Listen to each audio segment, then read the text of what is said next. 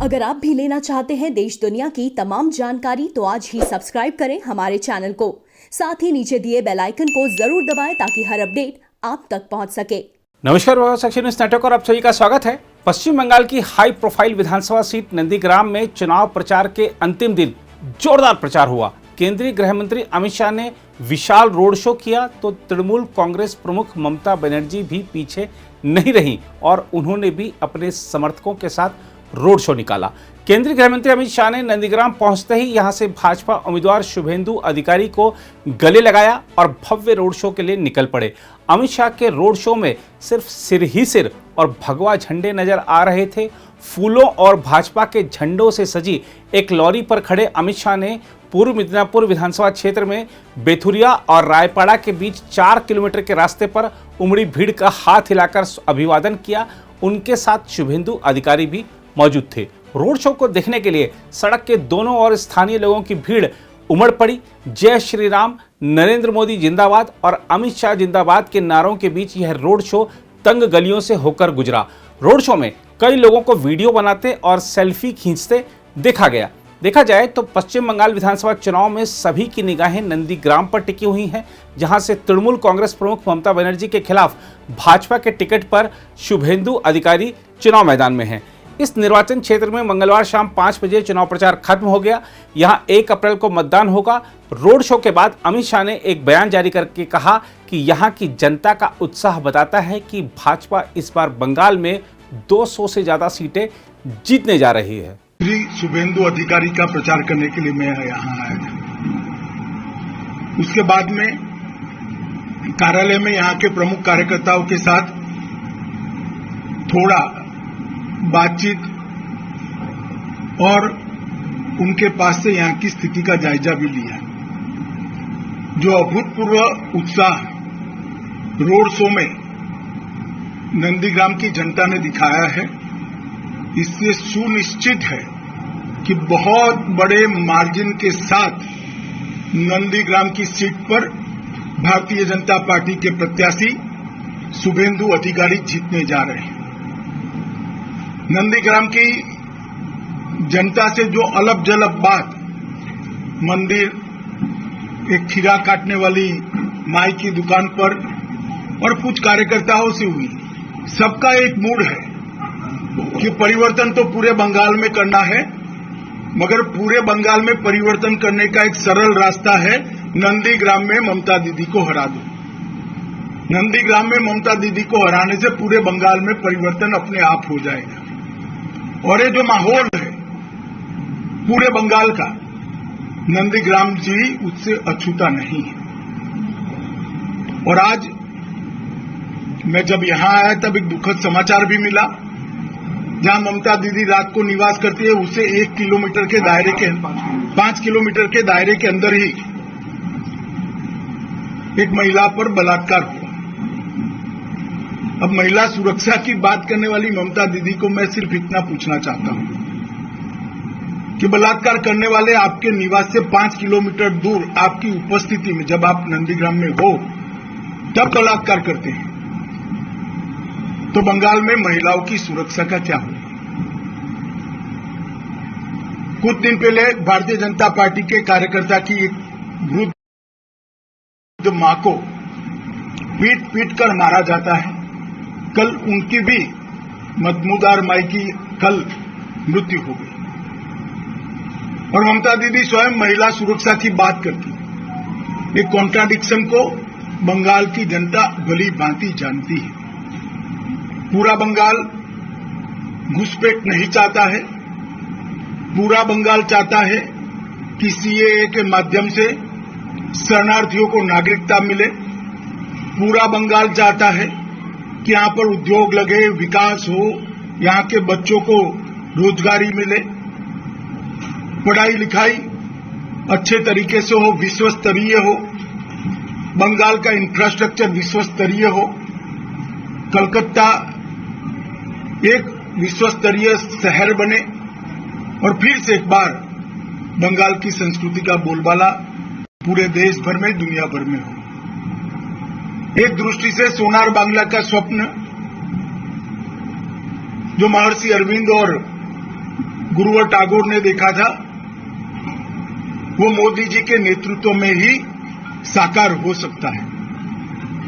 पूरे बंगाल की जनता परिवर्तन के लिए अपने वोट देने की बारी का इंतजार कर रही है। नंदीग्राम में भी मैंने यही देखा है। मैं आज नंदीग्राम की जनता को भी अपील करना चाहता हूं कि आपको सिर्फ शुभेंदु अधिकारी को जिताता नहीं, ये तो जिताओगी, मुझे भरोसा है, परंतु इतने प्रचंड मार्जिन से जिताना है जिससे आने वाले दिनों में जनता को दिए हुए वादों से मुकरना किसी भी राजनेता के लिए नामुमकिन हो जाए। मां मानुष माटी का नारा जो था, इससे जिस प्रकार का द्रोह किया गया है, ऐसा द्रोह करने की लंबे समय तक कोई हिम्मत न करे। इतने प्रचंड मार्जिन से श्री शुभेंदु अधिकारी को जिताइए, ऐसी अपील कर कर मैं मेरी बात को समाप्त करता हूं। वंदे मातरम। उधर नंदीग्राम में ममता बनर्जी ने प्रचार के अंतिम दिन भी व्हील चेयर पर बैठकर पदयात्रा निकाली। इस दौरान ममता बनर्जी ने नंदीग्राम में अलग अंदाज में वोट मांगा। नंदीग्राम के सोनाचूरा में पदयात्रा के दौरान ममता बनर्जी ने कहा कि मतदान के दौरान अपना वोट शांति के साथ डालिए। उन्होंने कहा, ध्यान में रखिए, कूल कूल तृणमूल, ठंडा ठंडा कूल कूल, वोट पावे जोड़ा फूल। Cool cool cool cool Trinamool, ठंडा ठंडा कूल कूल। ममता ने यह भी कहा कि मैंने नंदीग्राम से चुनाव लड़ने को प्राथमिकता इसलिए दी क्योंकि यहां पर कई काम करने हैं। ममता ने इसके अलावा बंगाल में एक भाजपा कार्यकर्ता की मां की पिटाई के बाद हुई मौत पर कटाक्ष किया, जिस पर केंद्रीय मंत्री धर्मेंद्र प्रधान ने ममता बनर्जी को आड़े हाथ लिया। आदरणीय ममता जी ने अपनी मानसिक संतुलन खो दी है। पिछले 2 दिन से नंदीग्राम में कैंप की है। जब वहाँ हम लोग भी यही हैं, उनकी सभा, उनकी कार्यक्रम देख रहे हैं, उनको घोर निराशा हो रही है। लोगों से जिस प्रकार से नकारात्मक रिस्पॉन्स, उनको नेगेटिव रिस्पॉन्स मिल रही है, इसलिए उससे घबरा के वो अनर्गल कुछ भी कह रही है। ये जो सब उनकी भाषा अभी इन दिनों में आई है, संवेदनहीनता की चरम निदर्शन है। शोभा जी एक बुजुर्ग महिला है, भले ही वो बीजेपी की कार्यकर्ता की माँ हो, माँ तो सभी के होते हैं, लेकिन एक बुजुर्ग महिला की दुखद निधन पे उनके ऊपर आक्रमण हुई थी, उसके कारण उनकी तबीयत बिगड़ी, निधन हुई। संवेदना जताने की बजाय कटाक्ष करना, यूपी के बारे में बात करना, ये अपनी जिम्मेवारी से भागना है।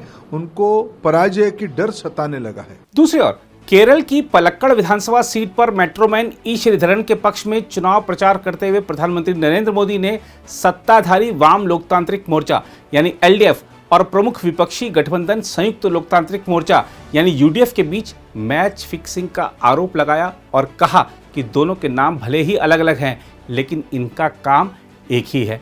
केरल विधानसभा चुनाव के मद्देनजर राज्य में भाजपा की पहली चुनावी रैली को संबोधित करते हुए प्रधानमंत्री मोदी ने आरोप लगाया कि जिस प्रकार चांदी के चंद टुकड़ों के लिए युदस ने ईसा मसीह को धोखा दिया, उसी प्रकार एलडीएफ ने सोने के चंद टुकड़ों के लिए केरल को धोखा दिया। गौरतलब है कि राज्य के कथित हाई प्रोफाइल सोना तस्करी मामले में प्रवर्तन निदेशालय ने पिछले साल एम शिवशंकर को गिरफ्तार किया था। वह मुख्यमंत्री पिनराई विजयन के प्रधान सचिव थे। उनकी गिरफ्तारी के साथ ही एलडीएफ विपक्षी कांग्रेस और भाजपा के निशाने पर है। प्रधानमंत्री ने कहा कि आज राज्य के युवा और नौकरी पेशा वाले लोग खुलकर भाजपा का समर्थन कर रहे हैं। यही माहौल पूरे भारत में है। उन्होंने मेट्रोमैन ई श्रीधरन को विजयी बनाने की जनता से अपील की और मेट्रोमैन की खूबियों की भरपूर सराहना की।